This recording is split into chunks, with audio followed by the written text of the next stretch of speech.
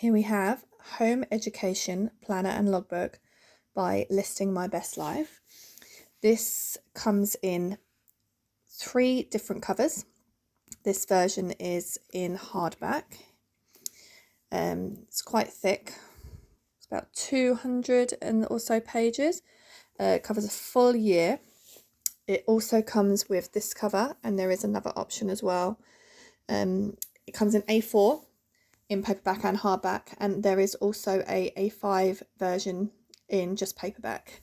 So I'm just going to do a run through of what you get on the inside. So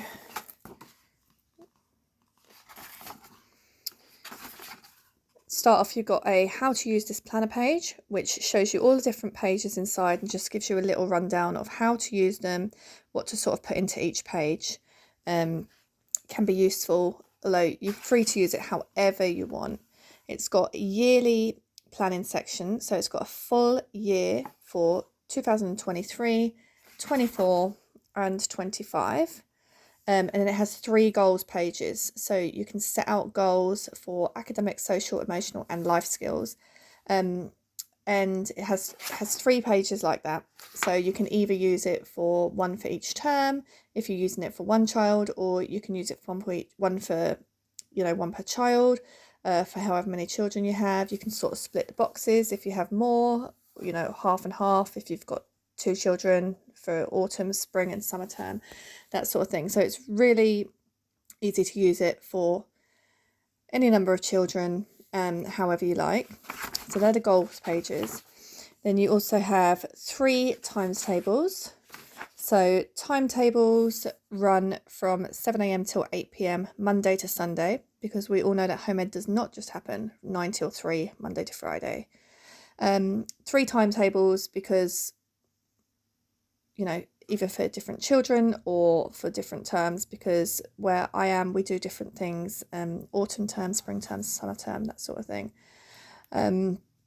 So you can put anything in there for, if you're meeting people at the park weekly, if you do forest school, if you've got a maths lesson, anything at all can go in there. It's sort of use as you wish. So they're timetables. And then there's 12 monthly sections. Each monthly section has a double page calendar spread. So it's undated. You can start at any time. You just fill in the dates in the little boxes and squares, fill in the dates there and plan out your entire month, whether you want to start it in September, January, March, whenever. It doesn't matter, because you can start it whenever you like. It also has a little notes section down the side if you wanted to make some notes for the month to go along with your calendar plan. Each monthly section also has monthly plans by subject. So this is quite an open page. I, in the past, have used it for planning out things like reading, writing, maths, science, nature.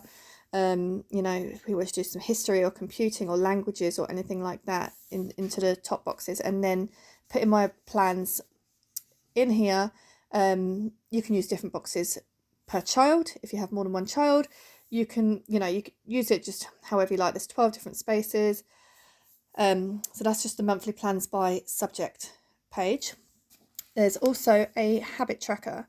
So I've used this in the past for my children. I put I put reading, writing, maths, outside time,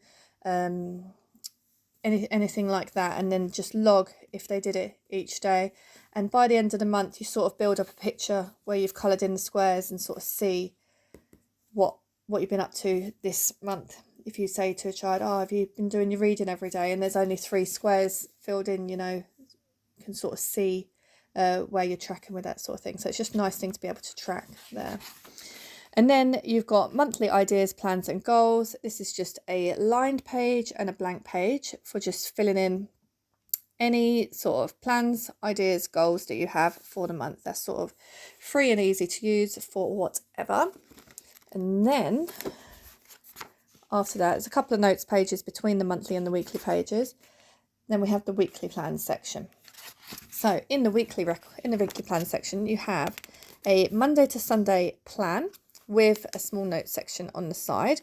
They've got a box for each day, so you can fill in whether you're going to a park on this day, you're going trampolining on this day, you've got a maths lesson or a science lesson or an art class or a forest school or anything like that. You might have football on a Saturday and lunch with the family on Sunday, who knows, but you can sort of plan out your week, be able to see it visually all in one go.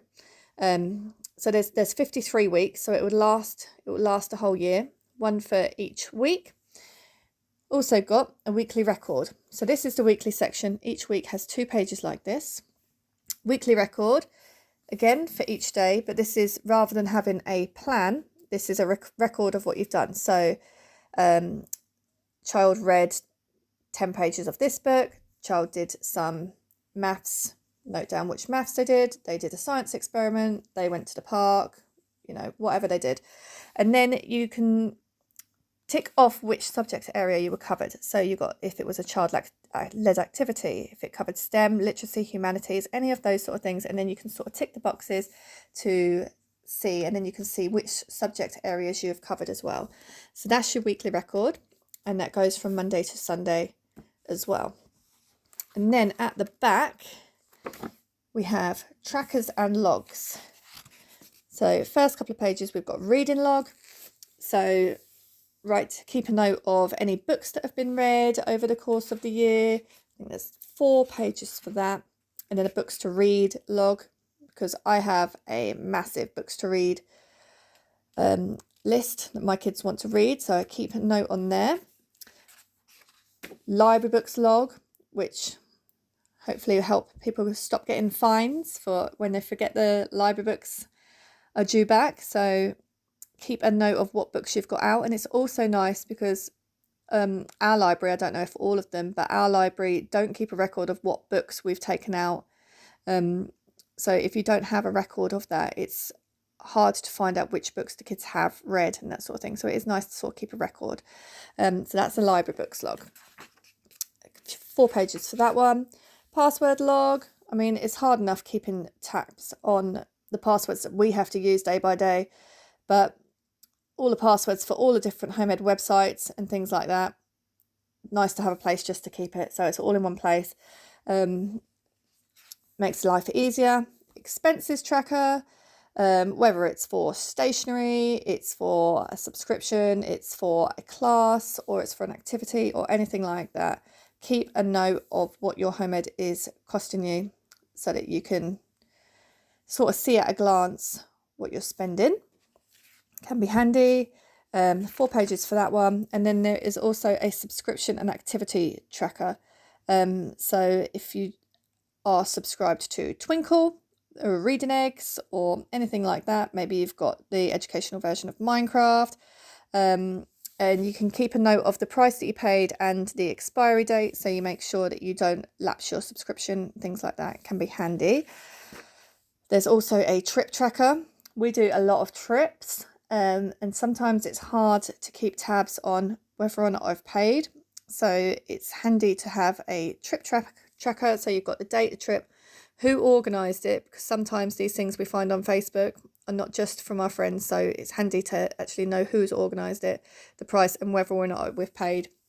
It just keeps it all in one place, and nice to look back at the end of the year to see all of the cool trips that you've been on as well. And at the end, there is some note pages. So these are just lined pages at the back.